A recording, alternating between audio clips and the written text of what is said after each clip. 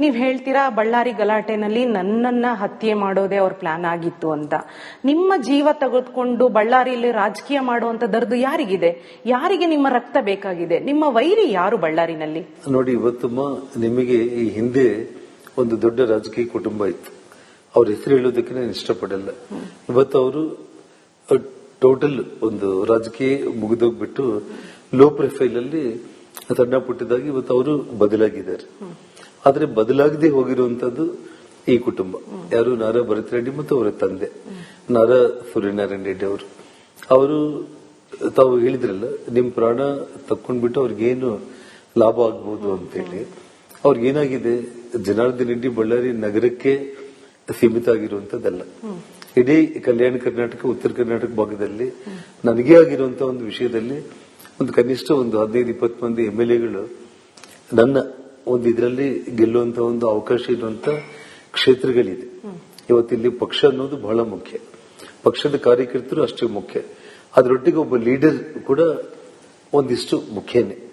ಹಾಗಾಗಿ ಅವ್ರಿಗೇನಾಗಿದೆ, 28 ಚುನಾವಣೆಯಲ್ಲಿ ಇಡೀ ನಮ್ಮ ವ್ಯವಹಾರಗಳನ್ನ ಇಲ್ಲಿ ಹೊರಗಡೆ ತೆಗಿತಾರೆ ಅನ್ನೋ ಭಯದಲ್ಲಿ ಅವರಿಗೆ ಕೊನೆ ಹೆಸರು ಏನು? ಈ ಹಿಂದೆ ಕಾಂಗ್ರೆಸ್ ಪಕ್ಷ ನನ್ನ ಮೇಲೆ ಏನ್ ಮಾಡಿದೆ?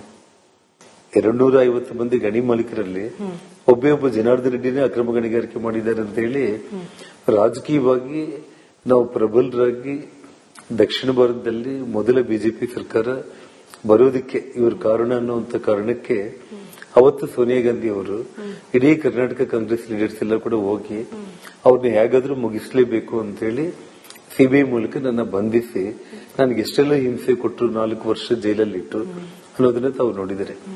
ಅದರಿಂದ ಹೊರಗಡೆ ಬಂದ ಮೇಲೂ ಕೂಡ ಮತ್ತೆ ನಾನು ಮೆಟ್ಟಿ ನಿಂತು ಮತ್ತೆ ಸಾರ್ವಜನಿಕ ಬದುಕಲ್ಲಿ ಶಾಸಕನಾಗಿ ಮತ್ತೆ ಪಕ್ಷಕ್ಕೆ ಮರಳಿ ಬಂದು ಇವತ್ತು ಮತ್ತೆ ಸದೃಢವಾಗಿ ರಾಜಕೀಯದಲ್ಲಿ ನಾನೇನು ನಿರಂತರವಾಗಿ ಕೆಲಸ ಕಾರ್ಯಗಳು ಮಾಡ್ತಾ ಇದ್ದೀನಿ. ಇನ್ನು ಇವ್ರನ್ನ ಏನೇ ಮಾಡಿದ್ರು ಕೂಡ ಮಣಿಸ್ಲಿಕ್ಕೆ ಆಗ್ಲಿಲ್ಲ. ಒಬ್ಬ ಮನುಷ್ಯನ 4 ವರ್ಷ ಜೈಲಲ್ಲಿ ಇಟ್ರೆ ಮಾನಸಿಕವಾಗಿ ಮನುಷ್ಯ ಕುಗ್ಗೋಗ್ಬಿಟ್ಟು ಅವನೇ ಫಿನಿಶ್ ಆಗ್ಲಿ ಅಂತ ಹೇಳಿ 4 ವರ್ಷ ನನ್ನ ಮೇಲೆ ಪ್ರತಿ 6 ತಿಂಗಳಿಗೊಂದ್ಸಲ ಒಂದು ಕೇಸ್, ಬೇಲ್ಗೆ ಅಪ್ಲೈ ಮಾಡಿದ್ರೆ ಒಂದು ಕೇಸ್, ಬೇಲ್ಗೆ ಅಪ್ಲೈ ಮಾಡಿದ್ರೆ ಒಂದು ಕೇಸ್, ಈ ರೀತಿ ಮಾಡಿದ್ರು ಕೂಡ ಈ ಮನುಷ್ಯನ ಏನು ಮಾಡ್ಲಿಕ್ಕೆ ಆಗ್ಲಿಲ್ಲ.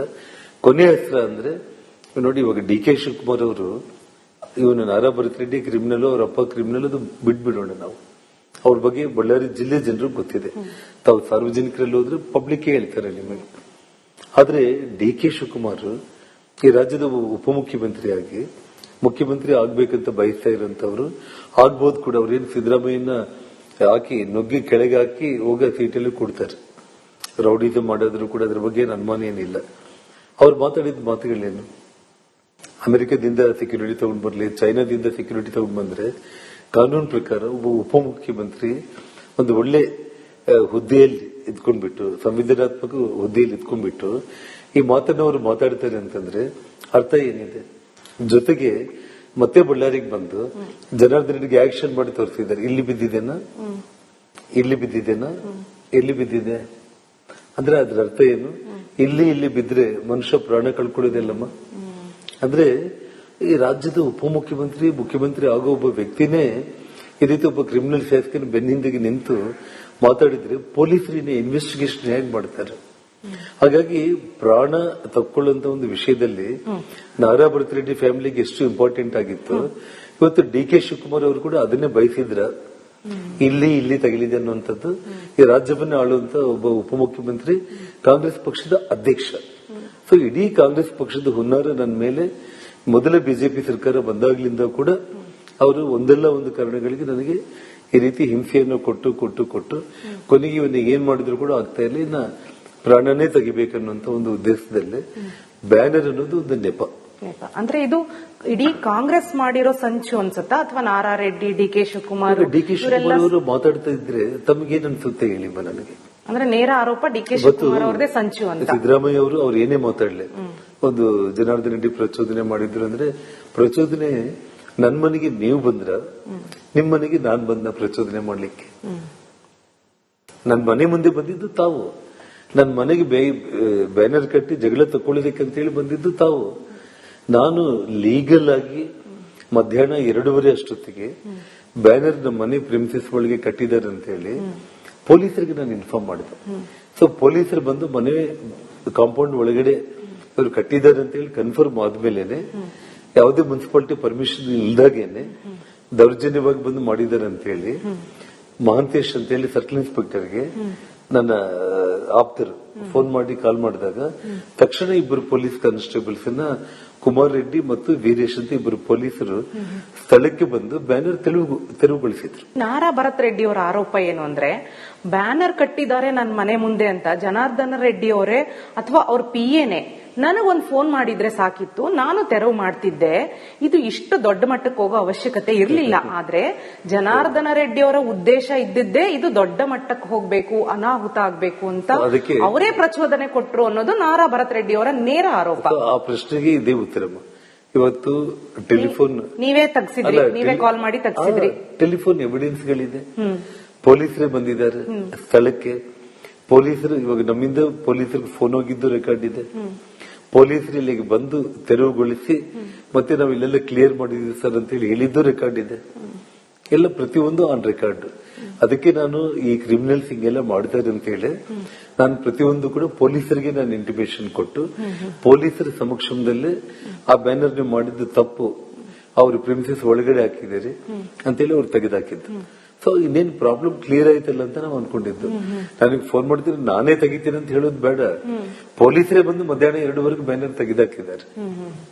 ಅದಾದ್ಮೇಲೆ ಇವ್ರು ಏನ್ ಮಾಡಿದ್ರು, ಸಾಯಂಕಾಲ 5-6 ನಡುವೆ ಮತ್ತೆ 40 ಮಂದಿ ಗುಂಡಾಗಳನ್ನ ಹಾಕೊಂಡು ಬಂದು ಇದೇ ಮನೆ ಮುಂದೆನೆ ಚೇರ್ಸ್ ಹಾಕೊಂಡು ಬೀರ್ ಬಾಟಲ್ಸ್ ಓಪನ್ ಮಾಡಿ ಅವನ ಇದ್ರೆ ಮನೆಯಲ್ಲಿ ಕರೀರೋ, ನಾವು ಇಲ್ಲಿ ಬ್ಯಾನರ್ ಹಾಕ್ತಾ ಇದೀವಿ ಅಂತ ಹೇಳಿ ಅಂದಾಗ ನಾನು ನನ್ನ ಶ್ರೀಮತಿ ಇಬ್ಬರು ಕೂಡ ಗಂಗಾವತಿ ಕ್ಷೇತ್ರದಲ್ಲಿ ಚೆನ್ನಬಸವ ತಾತ ಜಾತ್ರೆ ಅಂತ ಇತ್ತು.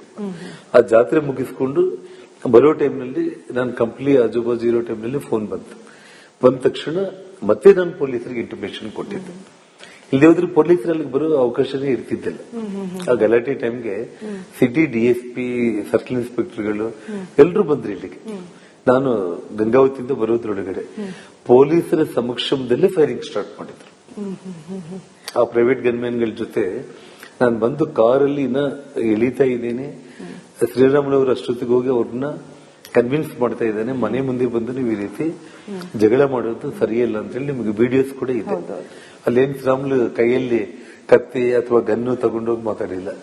ಒಬ್ಬ 10 ವರ್ಷ ಮಂತ್ರಿ ಆಗಿದ್ದಂತವನು ಈ ರಾಜ್ಯದಲ್ಲಿ ಅಷ್ಟು ದೊಡ್ಡ ಹಿಂದುಳಿದ ನಾಯಕನಾಗಿ ಕೈಯಲ್ಲಿ ಏನೂ ವೆಪನ್ಸ್ ಇಲ್ಲ, ಒಂದು ಗನ್ಮ್ಯಾನ್ ಇಲ್ಲ, ನಾರ್ಮಲ್ ಆಗಿ ಹೋಗ್ಬಿಟ್ಟು ಈ ರೀತಿ ಮನೆ ಮುಂದೆ ಬಂದು ನೀವು ಕೂತ್ಕೊಂಡು ಗಲಾಟೆ ಮಾಡೋದು ಸರಿಯಲ್ಲ, ಇಲ್ಲಿಂದ ನೀವು ಎದ್ದೋಗ್ರಿ, ಏನಾದ್ರೂ ಇದ್ರೆ ಪರ್ಮಿಷನ್ಸ್ ಮುನ್ಸಿಪಾಲಿಟಿ ಅಧಿಕಾರಿಗಳು ಪೊಲೀಸರು ಬಂದು ಅವ್ರು ಏನಾದ್ರು ಇದ್ರೆ ಬ್ಯಾನರ್ ಹಾಕ್ತಾರ ಬಿಡ್ತಾರ, ಅವ್ರಿಗೆ ಬಿಟ್ಟಿದ್ದು.